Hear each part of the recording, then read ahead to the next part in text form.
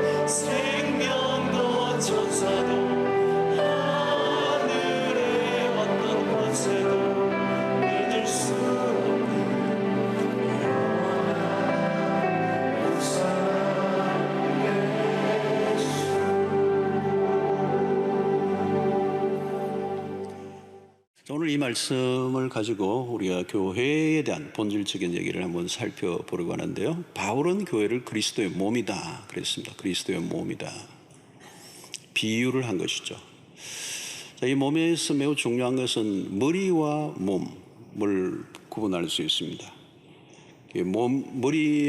머리와 몸이 붙어 있을 때 우리가 몸이라고 그러잖아요. 그래서 이 몸에서 가장 중요한 것은 머리이죠. 그리스도가 머리 되신다. 그리고 우리는 몸이다. 우리가 예수를 믿는 순간 그리스도와 연합이 되는 것이죠. 그래서 그리스도와 한 몸을 이룬다. 그리스도가 하나 된다 라는 표현을 씁니다. 우리 신앙에 매우 중요한 것은 관계를 맺는 것입니다.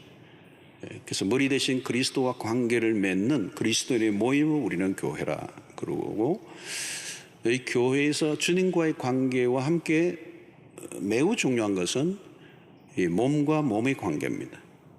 팔 하나만 우리는 몸이라고 얘기하지 않는 것처럼 이 손과 팔과 어깨와 등과 온 몸이 붙어서 있죠. 또 오장육부 모든 기관들이 다 연결되어져 있으므로 몸이 되는 것입니다. 그러나 이게 다 몸이 있다 할지라도 머리가 없으면 몸이 될 수가 없는 것이죠. 머리가 가장 중요합니다. 머리가 생명이죠. 그리스도가 우리의 머리가 되시고 교회가 그리스도에게만 붙어 있으면 교회는 생명을 가질 수 있습니다. 자, 그런 동시에 교회가 성도들과의 이 관계성 속에서 교회가 교회다워지는 겁니다. 자, 바울은 이 그리스도의 몸이라고 할 때 아주 중요한 하나의 비유를 에베소서 2장 21절에 이렇게 표현합니다. 그의 안에서 건물마다 서로 연결하여 주 안에서 성전이 되어가고, 여기 연결이라는 단어가 매우 중요합니다. 하나만으로 되지 않고 연결됩니다. join together, 서로 함께 연결되어 그리스도의 몸이라고 얘기하는 것입니다. 자, 그래서 오늘 우리는 이 서로 연결되었다라고는 사실을 언제 경험하는가? 그것이 오늘 우리 드리는 예배입니다. 19절, 오늘 이 구절을 보면 시와 찬송과 신령한 노래들로 서로 화답하며 너희의 마음으로 주께 노래하며 찬송하며, 예배를 얘기합니다. 예배의 장면을 바울이 소개하는데요. 교회 중심에 예배가 있습니다. 교회 존재의 이유죠, 예배가. 자, 예배는 어떻게 보면 교회가 숨을 쉬는 거하고 똑같아요. 숨을 쉬는, 영혼의 호흡을 하는 것입니다. 이번에 코로나 바이러스가 호흡기 질환을 일으키는 겁니다. 호흡, 폐를 망가뜨리고 호흡을 하지 못하게 하고 죽는 것이죠. 사실 신자는 예배에서 예배에 문제가 생기면 마치 영적인 호흡 곤란을 일으키는 것과 같습니다. 예배를 온전히 드리지 못할 때 신자는 이 독성이 강한 세상 한가운데서 살아갈 수가 없습니다. 그래서 기독교 역사 속에 예배는 어떤 경우에도 사실 포기하지 않았습니다. 1세기의 핍박 속에서도, 기독교의 부흥기 안에서도 보면 언제나 예배가 중심에 있습니다. 예배가 살면 신자는 삽니다. 예배가 죽으면 신자의 영혼은 시들어 가게 되죠. 그 살아있는 신앙은 예배를 통하여 입증되고, 살아있는 신앙은 예배에서 그 모든 신앙이 표출되는 것입니다. 그래서 신자는 예배로 시작해서 예배로 끝나죠. 예배가 살면 교회도 생명이 넘칩니다. 예배에서 매우 중요한 것은 오늘 보니까 시와 찬송과 신령한 노래들이다. 예배 안에서 우리가 어떻게 하나님 앞에 나아가는가, 시와 찬송과 신령한 노래들이다. 자, 오늘 이 바로 앞절에 18절에 이런 말씀이 있습니다. 우리가 유명한 구절이죠. 술 취하지 말라. 이는 방탕한 것이니 오직 성령으로 충만함을 받으라. 바울은 이 성령 충만과 예배를 연결시키고 있는 것입니다. 성령 충만함으로 시와 찬송과 신령한 노래를 부르는, 성령이 우리로 하여금 하나님을 찬양하게 한다는 것입니다. 그래서 이 교회사를 보면 부흥기에는 두드러진 역사가 있는데 예배가 살아있고요, 찬양이 두드러져요. 존 웨슬리, 영국의 부흥운동이었던 존 웨슬리 그 시대도 찬양이 넘쳤어요. 그 동생인 찰스 웨슬리는 유명하게 6,000곡 이상의 곡을 지었죠. D.L. 무디가 미국을 중심으로 한 부흥 운동이 일으킬 때 생키와 함께 이 찬양의 운동이 일어났어요. 다시 말하면 예배가 살아있었다는 거죠. 그 시대가 살아있을 때 예배가 살아있었다. 자, 근데 오늘 여기 보면 시와 찬송과 신령한 노래들로 서로 화답하며 라고 하는 이 단어, 서로 화답한다는 얘기하는 거예요. 그러니까 예배는 홀로 드리는 것이 아니고 함께 드린다는 거예요. 서로 화답한다는 표현은 뭘까요? 옆에 있는 지체가 찬양을 하는 걸 들으면서 내가 거기에 반응하는 것입니다. 그리고 우리 주변에 있는 사람들이 함께 나아가면서 나 홀로 부르는 것이 아니라 함께 부르는 찬양 속에 서로가 찬양이 뒤섞여지면서 하나님께로 올려지는, 이게 화답이라고 하는 것입니다. 홀로 예배, 찬양을 하고 홀로 예배를 드릴 수도 있지만 그리스도의 몸으로서의 관계성 속에 사람들이 함께 모여 공동체적으로 하나님 앞에 예배하는, 찬양하는 일들, 이것은 홀로가 아니라 함께라는 것입니다. 개인이 아니고 공동체로 나아가는 것이죠. 그리스도와 연결된 자들이 함께 노래함으로 하나님의 임재를 깊이 경험하는 것. 자, 이것은 그리스도인들만이 누릴 수 있는 특권입니다. 서로 찬양하는 가운데 영이 하나가 되는, 함께 예배할 때 그 위력이 있는 것이죠. 그래서 한두 사람이 기도하는 것도 마치 장작불이 붙여져서 하나가 타는 것보다 훨씬 더 강력해지는 것처럼 예배도 동일하다는 거죠. 서로 화답하며 함께 부를 때 그것이 1000명이 되고 10,000명이 되고 수만 명의 스타디움에서 함께 찬양할 때 어떤 일이 일어나는지 상상할 수가 없어요. 최근에 제가 어떤 동영상을 봤는데요, 이 브라질에서 한 7만 명 이상의 스타디움에 수없는 사람들이 모여서 최근에 집회를 했는데 그 집회 영상이에요. 수만 명의 사람이 함께 스타디움에 찬양하는데 또 브라질 사람들이 굉장히 찬양을 뜨겁게 하는 사람들이거든요. 놀라운 거예요. 놀라워. 그냥 그 광경만 봐도 그냥 가슴이 떨리는데, 뭐 거기서 기적도 막 일어나고 눈을 막 실제적으로 뜨는 역사들이 일어나고 그런 일들이 일어나는 거예요. 이 성령 충만한 사람들이 함께 서로 화답하며 찬양할 때 하나님의 영광에 사로잡히는 일들이 일어나는 거예요. 영혼 깊숙한 곳에서부터 나오는 그 찬양을 부를 때 어떤 일이 일어나는가, 다른 사람들도 예배로 초대하는 역사가 일어난다는 거예요.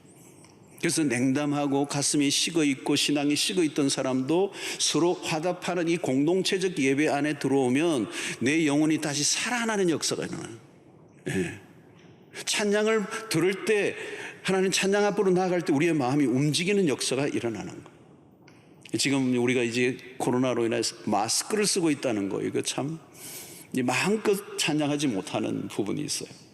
한계가 있잖아요, 여러분. 마스크를 벗고 마음껏 찬양을 해야 되는데 우리가 이 힘든 시간을 지금 보내고 있는 것이죠. 사실 이게 이 코로나19에 우리가 많이 위축된 게 예배예요. 예배.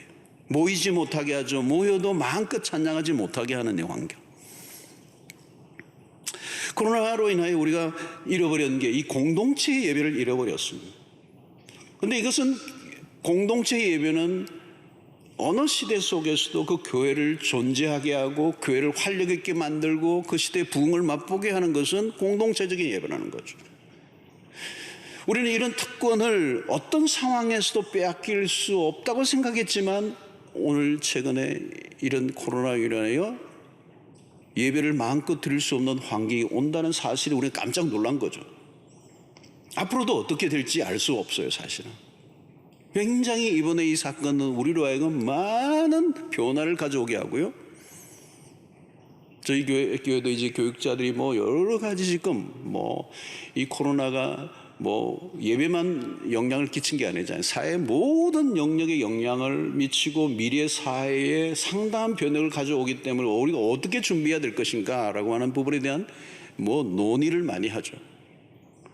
이렇게 함께 모여드리는 예배가 얼마나 귀중한 것이고 얼마나 놀라운 축복이고 은혜인지, 서로 화답하며 공동체적인 예배로 나아갈 때 거기서 나오는 에너지가 세상을 이기게 하고도 남는데 이번 이 사태로 인한 이 예배가 위축됐어. 아무쪼록 우리에게 이 예배가 이제 시작되어서 끊이지 않고 열리는 은혜가 있기를 원합니다. 안 끊어져야 돼. 안 끊어져야 돼. 기도해야 되겠습니다. 그래서 우리가 이 모임이, 이 기도가 함께 드리는 서로 화답하는 예배가 얼마나 귀중한가. 자, 우리는 이 시간을 통하여 어떤 일이 일어납니까? 우리는 한 공동체, 함께 예배를 드리는 한 공동체임을 확인하는 것입니다. 함께 모이는 공간이 중요하죠. 구약시대는 성전 중심이었습니다. 하나님의 임재는 성전에서 경험했죠. 예수님의 오심으로 성전의 기능은 사라졌습니다. 오늘날 교회 예배당은 구약의 개념으로 보면 성전은 아니에요. 그렇다고 해서 모여 예배하는 장소가 필요 없어진 것은 아니죠. 하나님은 우리를 불러 모으셔서 함께 예배하게 하셨어요. 우리가 함께 모여 예배를 드리는 예배당이라는 공간에는 깊은 의미가 있습니다. 예배당은 하나의 단순한 건물이 아니죠. 우리의 영적인 경험이 쌓여져 있는 곳입니다. 이 공간에서는 우리는 특별한 것들을 경험하고 영적인 추억이 쌓여져 있죠. 그러므로 성도들에게는 교회 건물은 그냥 건물이 아닙니다. 하나님을 만나는 공간이고요. 여기에 기도가 쌓여 있고 여기에 눈물이 쌓여져 있고 이 은혜가 쌓여져 있는. 지난 주간에도 어느 목사님이 저에게 전화를 왔습니다. 오래전에 외국에 계신 분인데 오래전에 해운대 묵으러 왔다가 수영로교가 있다는 걸 알고 오래전에 걸어서 해운대에서 걸어와서 우리 수영로교에 와서 본당에 딱 들어오는데 갑자기 기도하고 싶더라는 거야. 기도가 막 하고 싶어서 지키시는 분에게 좀 기도하면 안 되겠느냐 허락을 받고 기도를 했는데 들어오는 순간 여기에 뭔가 기도하는 하고 싶은 마음이 막 생긴다는. 여러분 여기는 특별한 공간이죠. 많은 사람들의 눈물과 헌신과 은혜와 하나님을 만났던 그건 단순한 건물이 아니잖아요. 그러니까 우리가 그리워하는 거죠. 이번에 9주 동안 이렇게 흩어져 있으니까 어떤 분들은 날마다 한 바퀴씩 돌고 가시는 분들이 계세요. 차로도 와 계시는 분들이 계시고 오늘 지난 주간에도 보니까 예배 시간에도 주차장에 서 계시는 차들도 계시고 여기에 뭔가 있는 것, 그냥 일반적인 건물이 아니라 여기 안에서 우리의 영적인 어떤 은혜가 있는 거예요. 어떤 분들은 여러분 앉아 계신 분들 여러분 이번에는 이렇게 다 뒤에 섞여져 있지만 주일날 보면요 자기가 앉는 자리도 딱 있더라고요. 이 내 자리 뭐 이름도 안 써놨지만 내 자리가 있는 거죠. 거기에서 자기가 하나님을 만난 경험이 있는 거. 여러분 이 공간과 장소가 주는 의미가 있다는 겁니다. 성전 시대에서도 여러 공간에 구분이 되어 있었죠. 이방인은 이방인의 뜰에만 머물러 있었어요. 유대인은 유대인의 뜰이 있었어요. 공간적인 구분을 해놓았고 그 공간의 구분이 소외를 만들어 놨습니다. 그런데 복음이 우리를 모두 이 지성소 안으로 초대하였습니다. 그리스도 예수 안에서 하나님의 임재 안으로 누구나 들어갈 수 있는 자격을 얻었어요. 이제는 소외가 아니라 환대를 받습니다. 그리스도인들이 세상에서는 때로는 소외를 받기도 합니다.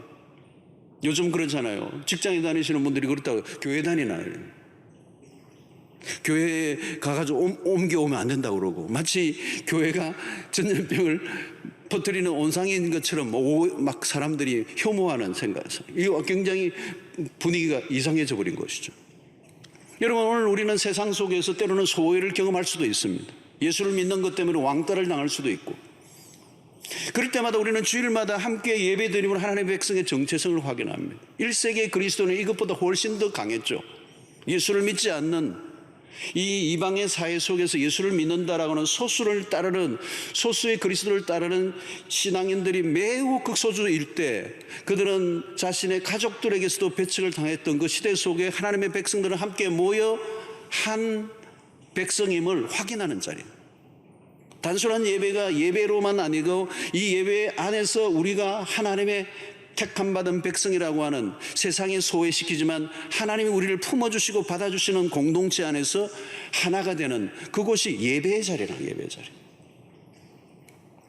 여러분 세상에 가면 다양한 클래스가 있고요. 다양한 차이가 있고 끼리끼리 모이고 이해 덕실을 따라 만나고 그러나 교회는 모든 차이를 극복하고 예배 안에서 하나가 됩니다. 교회만큼 다양한 사람들이 모인 곳은 없죠. 연령과 남녀, 신분의 차이, 인종의 차이, 이념의 차이 많은 차이들이 있지만 예배는 그 모든 것을 뛰어넘게 하고 복음 안에서 모든 것을 품는 역사가 예배 속에서 나고 우리는 그리스도를 믿는 것 하나 때문에 예배를 드리며 함께 하나가 되는 자리. 그래서 갈라디아서 3장 28절 이렇게 하죠. 너희는 유대인이나 헬라인이나 종이나 자유인이나 남자나 여자나 다 그리스도 예수 안에서 하나이니라. 여러분, 이것을 어디에서 경험하는 것입니까? 예배에서 경험하는 것입니다. 예수를 믿는 것 하나 때문에 모든 것을 뛰어넘는 역사가 일어났다. 전설적인 얘기가 있잖아요. 호남의 한 교회, 그 교회는 옛날에 머슴하고 주인하고 같이 교회에 다니는 거예요. 어디 그렇게 같은 자리에 앉아서 예배를 드릴 수 있는 곳이 없어요. 머슴과 주인이, 옛날에 머슴이 있던 시대. 그런데 그 교회 장로님을 뽑는데 주인은 떨어지고 머슴이 장로님이 됐어요. 집에 가면 머슴인데 교회 오면 장로님이 되는 거예요. 근데 놀라운 일화가 있죠. 그 주인이 그 머슴을 나중에 신학교 보내가 목사님이 되겠다는 거예요.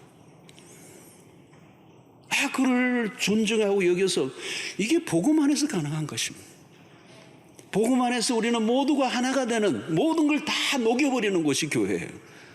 그래서 우리는 다양성에도 불구하고 하나됨을 확인하는 것입니다. 왜 우리가 하나가 되어야 되죠? 그리스도의 몸이기 때문에. 우리는 예배를 통하여 하나됨을 확인하는 것입니다. 예배를 통하여 직원과 사장이 하나가 되고, 백인과 흑인이 하나가 되고, 남녀노소가 하나가 되고, 세대를 뛰어넘고. 우리 이 철야를 못해서 너무 안타까운데, 철야에는 우리 청소년들 오는데요. 여러분, 어른들이 모이는 곳에 청소년들이 가는 법이 없습니다. 그러니까 우리 교회는 수백 명의 청소년들이 철야에 와요. 같이 예배를 드려요. 같이 축복을 하고 모든 세대를 뛰어넘어서 하나가 되는 경험을 하는 거예요. 이게 복음의 능력이고 예배 안에서 그것이 이루어지는 것이죠. 여러분, 그리스도 안에 우리에게 가장 중요한 정체성은 그리스도인이라고 하는 것입니다. 그것보다 위에 둘 수 있는 것은 없어요. 세상에서는 나누어지고 찢어지고 분립하고 대립하고, 그러나 하나님의 백성은 예배 안에서 하나됨을 경험하게 되죠. 바로 십자가의 피가 우리를 하나 되게 하셨기 때문에. 여러분, 그리스도를 머리로 온전히 모시고 사는 가정은 하나가 될 수가 있습니다. 남편도 머리가 되고 아내도 머리가 되니까 싸우는 거지, 그리스도만 머리로 인정하기만 한다면 그 안에서 모두가 하나가 될 수 있어요. 이번 코로나로 인해서 가정이 함께 예배를 드리면서 가정이 회복되었다는 얘기를 많이 들었어요. 너무 감사한 일이죠. 가정이 회복이 되었다. 근데 다 그렇게 회복되는 건 아니죠. 안 만나다가 계속 있으니까 막 더 싸우게 됐다, 이런 가정도 있더라고요. 그리스도는 우리의 모든 것을 녹여 하나가 되고 하고 더 남는 것입니다.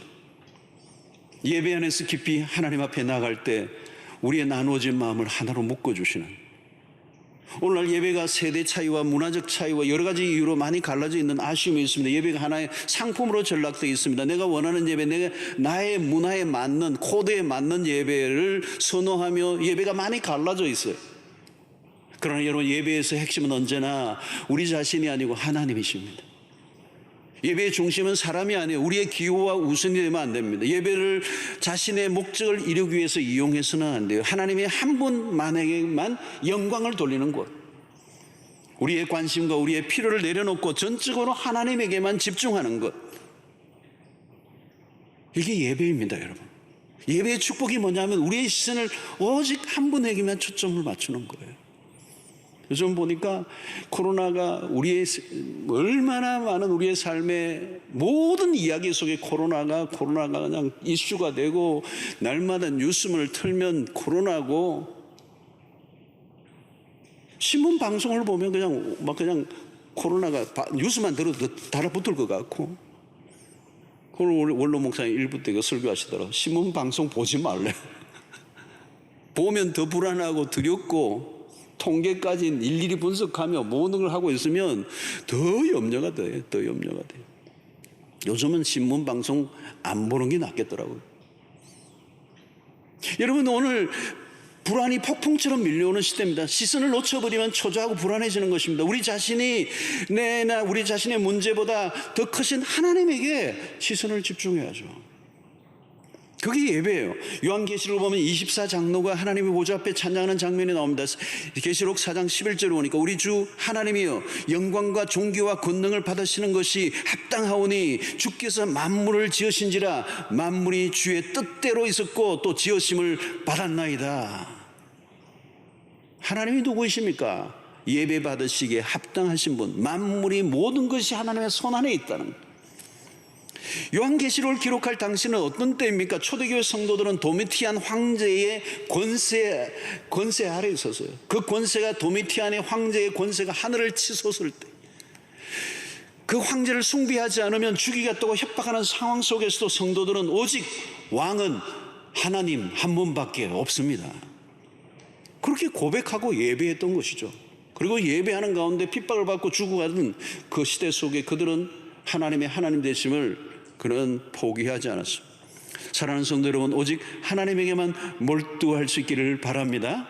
처음부터 끝까지 하나님이 있어요. 하나님의 성품에 초점을 맞추고 하나님의 선하심에 우리의 관심을 가지고 그분만을 높여드릴 때 우리의 삶의 모든 문제와 어려움으로부터 자유케 되는 역사가 있게 될 줄로 믿습니다. 자, 오늘 이 19절 다시 한번 우리가 보면요, 시와 찬송과 신령한 노래들로 서로 화답하며 너희의 마음으로 주께 노래하며 찬송하며. 여기 시와 찬송과 신령한 노래, 이것을 서로 화답하는 것은 무엇을 느낍니까, 여러분? 노래는요, 아무나 부르는 게 아니야. 아주 염려와 불안과 스트레스 속에 쌓여 있는 사람들, 병든 사람은 노래할 수가 없어요. 불행한 사람은 노래가 나오지 않아요. 신자는 언제 노래합니까? 하나님을 앞에 예배할 때 노래합니다. 예배를 드리는 동안에 찬송과 시와 노래를 부를 때 우리에게 밀려오는 독특한 기쁨이 있습니다. 18절을 보면 술 취하지 말라, 이런 방탕한 것이니 오직 성령으로 충만함을 받으라. 세상은 기쁨을 얻기 위해 술을 찾아요. 그러나 하나님의 사람들은 성령에 취해서 노래 부르는 거예요. 세상의 사람들은 그냥 맨정신에 노래를 잘 안 하는 것 같아요. 술에 취해서 노래를 말해요. 그래서 회식을 하고 2차로 한 잔 얼큰하게 해서 어디로 갑니까? 그 다음에 노래방에 가죠. 우리는 전혀 다릅니다. 술이 아니라 성령에 취해 노래를 부르는 것입니다. 성령 안에서 노래 부릅니다. 이것은 자기가 통제가 안 된 상태가 아니라 성령이 통제하시는 가운데 우리를 찬양하게 하신다는 거예요. 노래하고 찬양한다는 것은 세상의 노래와 전혀 다른 것입니다. 찬양하는 가운데 소망이 넘치고요, 그 찬양은 하늘에 닿는 것이죠. 요즘 답답하다는 것을 호소하는 분들이 굉장히 많아요. 우울증 환자들이 늘어납니다. 왜요? 일어난 상황을 이겨내지 못하면 그렇게 되는 거죠. 시와 찬송과 신령한 노래를 하나님께 올려드린다는 말은 뭘까요? 이것은 놀라운 항우울제예요. 이겨내는, 기쁨이 넘치게 하는, 두려움이 사라지게 만드는. 요즘 코로나 사태로 인해 가정폭력이나 이혼율이 증가하고 있습니다. 이제 또 더 늘어날 거라고 예견을 해요. 자가격리, 사회적 거리두기, 이동제한, 재택근무, 육아부담, 이 서로에 대한 불만이 숨겨져 있던 것들이, 그 어떤 갈등들이 표면화되기 시작하는 거예요. IMF 때와 같이 경제적으로 어려움이 밀려오면서 정복될 가능성이 높습니다. 지금 우리가 다양한 어려움과 위기에 직면했습니다. 거대한 전쟁이 벌어졌습니다. 특별하게 돌출구가 보이지 않아요. 앞으로 어떻게 전개될지도 알 수가 없어요. 스트레스가 여간 높은 게 아닙니다. 여러분, 오늘 여기에서 이겨내는 길이, 오늘 이 말씀을 통해 우리가 주는 이겨내는 길은 예배라는 거예요. 예배. 모든 역경을 이겨내게 하는 힘이 예배에 있다는, 예배에. 여러분, 누가 찬양하는 것입니까? 영이 시들어 있는 사람은 노래할 수가 없어요. 성령 충만한 사람이 입에서 시와 찬송과 신령한 노래가 나오는. 여러분, 예배 안에 신비로운 힘이 있습니다. 예배 안에 신비로움이 있어요. 왜 성경이 예배를 강조하는지, 그 예배를 드리지 않으면 하나님은 점점 작아지는 거예요. 그리고 문제는 점점 커지게 됩니다. 성령 충만한 가운데 찬양과 노래를 부를 때 어떤 일이 일어납니까? 희락의 열매. 여러분, 희락이란, 기쁨이라는 것은 성령의 열매예요. 예배를 드리고 찬양할 때 우리 안에 희락이 넘쳐 흐른다는 거죠. 그래서 예배가 깊어질 때 우리의 영혼이 최상의 상태가 된다는 거예요. 오늘날과 같이 어려운 시대에 예배를 더 강력하게 드려야 합니다. 그런데 이번 바이러스가 지독한 게 뭐냐? 우리를 모이지 못하게 하고 예배가 직경타를 맞은 거예요. 영적 전쟁이 심각해진 것입니다. 앞으로 직면할 문제입니다. 교회는 모여 예배를 드려야 하는데 바이러스 특성상 모임에 어려움이 생겼어요. 앞으로도 우리의 지혜가 필요하고 어느 정도 용기가 필요해요. 어두운 시대를 지나갈 준비를 해야 돼요. 코로나 사태가 가져올 거대한 후폭풍에 대한 다양한 영역들의 예견을 하고 있습니다. 이전보다 훨씬 더 예배가 중요해졌다. 형식적인 예배가 아니라 진정한 예배, 우리의 영혼이 진정으로 하나님을 대면하는 예배, 하늘문이 열리는 예배. 이제는 여러분, 신앙의 형식주의가 발을 디딜 곳이 없습니다. 저는 우리 목회자들하고도 같이 최근에 계속 논의한 게 그거예요. 목회자들도 마찬가지. 형식주의적인 그냥 타이틀만 있는 목회는 이제 안 되는 거예요. 안 되는. 신앙도 마찬가지죠. 피상적인 신앙으로는 이 어려운 현실을 통과할 수가 없어요. 평소에는 괜찮았어요. 그냥 그 신앙이나 이 신앙이나 그냥 비슷해 보이고 그랬는데 이제 어려운 시대가 오면 진짜 믿음만 어려운 현실을 통과할 수 있는 거예요. 예배 안에서도 누리는 그리스도인의 기쁨이 무엇인지, 단순한 정서적인 터치가 아니라 우리의 영혼 깊은 곳을 만져주시는 그 희락의 열매가 예배 속에서 경험한다면 어려움이 와도 이겨낼 수가 있어요. 찬양은 모든 상황을 뛰어넘게 합니다. 기쁨은 세상에서 얻어질 수 있는 게 아닙니다. 쇼핑을 통하여 얻는 기쁨은 잠시죠. 고통과 절망이 가득한 세상 가운데 예배다운 예배를 드릴 때 하나님이 우리 가까이 오시고 그분의 임재를 경험할 때, 여러분, 우리는 하늘의 기쁨이 필요해요. 그것은 위로부터 주어지는 것이. 예배를 드릴 때 성령 충만한 하나님의 사람들이 시와 찬송과 신령한 노래를 부를 때 하늘의 기쁨이 우리에게 임할 줄로 믿습니다. 여러분, 예배 안에서 기쁨뿐만 아니라 감사가 넘치는 것이죠. 오늘 20절 보십시오. 범사에 우리 주 예수 그리스도 이름으로 항상 아버지 하나님께 감사하며 성령 충만한 우리를 감사로 이끕니다. 우리의 예배는 감사의 제사고 범사의 감사죠. 어떻게 가능합니까? 우리 주 예수 그리스도의 이름으로 항상 아버지 하나님께 감사하며. 예배의 문을 여는 것은 감사예요. 그래서 시편 104편 4절이 유명한 구절이잖아요. 감사함으로 그의 문에 들어가며 찬송함으로 그의 궁정에 들어가서 그에게 감사하며 그의 이름을 송축할지어다. 예배의 핵심은 감사입니다, 여러분. 우리는 감사함으로 하나님의 앞에 보좌 앞으로 나가고 감사할 때 예배의 문이 열리는 역사가 일어난다.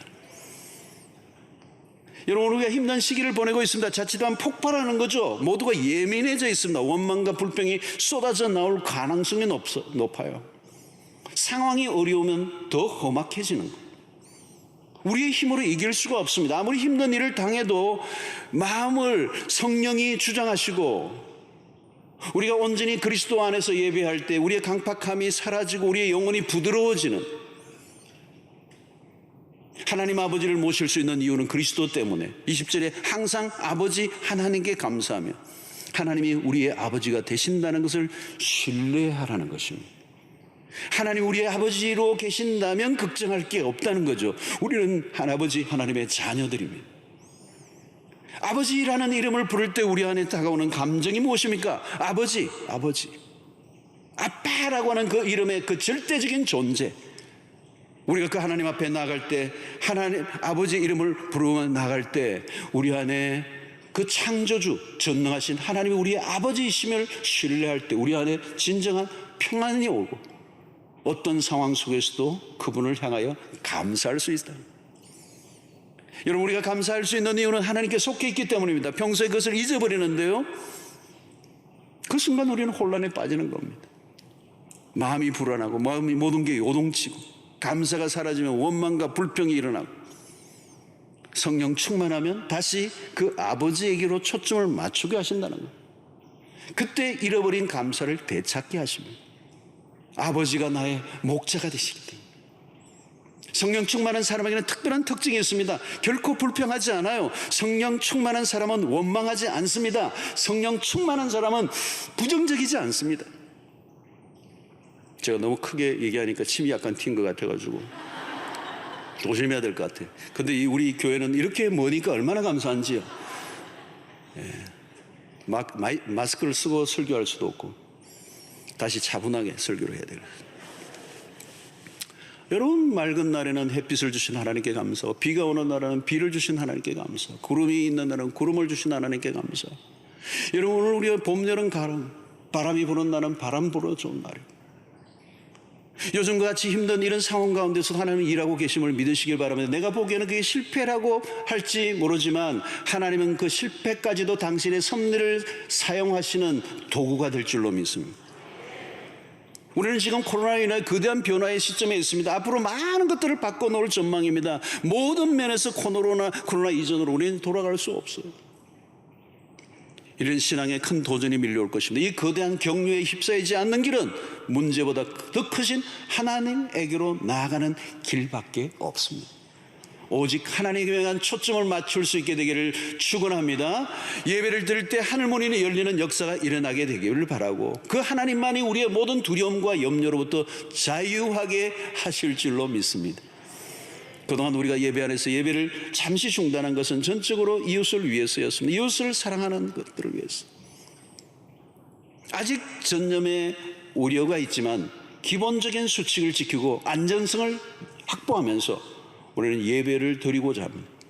지금은 어느 때보다도 예배가 예배되도록 힘써야 할 때입니다. 세상의 것들은 다 무너졌어요. 그러나 예배가 무너지지 않도록 힘써 지켜야 될 줄로 믿습니다. 하나님에게 몰두하십시오. 하나님을 바라보십시오. 하나님만을 높이십시오. 하나님만을 묵상하십시오. 하나님만을 온전히 높여드릴 때 그 예배 속에 하나님 우리를 어디론가 데리고 가실 줄로 믿습니다. 한 여인이 향유 옥합을 깨뜨렸을 때 그 일로 인하여 누군가에서 그걸 낭비라고 비난을 받았어. 뭘 그걸 그렇게 비싼 걸 깨뜨리느냐고. 가난한 자에게 주면 얼마나 좋았겠냐. 왜 그렇게 낭비를 하느냐고. 그러나 주님은 그녀를 칭찬했어요. 주님 당신을 위한 최상의 예배였기 때문에. 세상의 사람들은 우리가 왜 그토록 예배에 목을 매는지 이해하지 못해요. 그러나 주님은 예배는 우리의 존재의 이유입니다. 예배는 우리의 모든 것을 바칠 만한 가치가 있습니다. 어떤 대가를 치르더라도 드려져야 할 최고의 시간이 예배예요. 성도 여러분, 환난의 때입니다.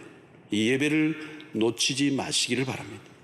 코로나 바이러스보다 더 무서운 것은 예배가 무너지는 일이에요. 깨어 있어야 합니다. 이렇게 혼란한 세상 가운데서도 하나님은 홀로 영원히 예배를 받으시기에 합당하신 분이십니다. 예배에서 승리하시기를 축원합니다. 예배를 드릴 때 세상의 모든 환난을 주님이 잠재워 주실 줄로 믿습니다. 이 어렵고 거대한 경랑에 파묻히지 않고 하나님의 영광에 압도를 당하는 은혜가 여러분들에게 있기를 바라고, 예배를 예배되게 할 때 세상에 주지 못하는 기쁨을 우리에게 충만히 부어주사 염려와 근심과 불안으로부터 자유케 하실 줄로 믿습니다.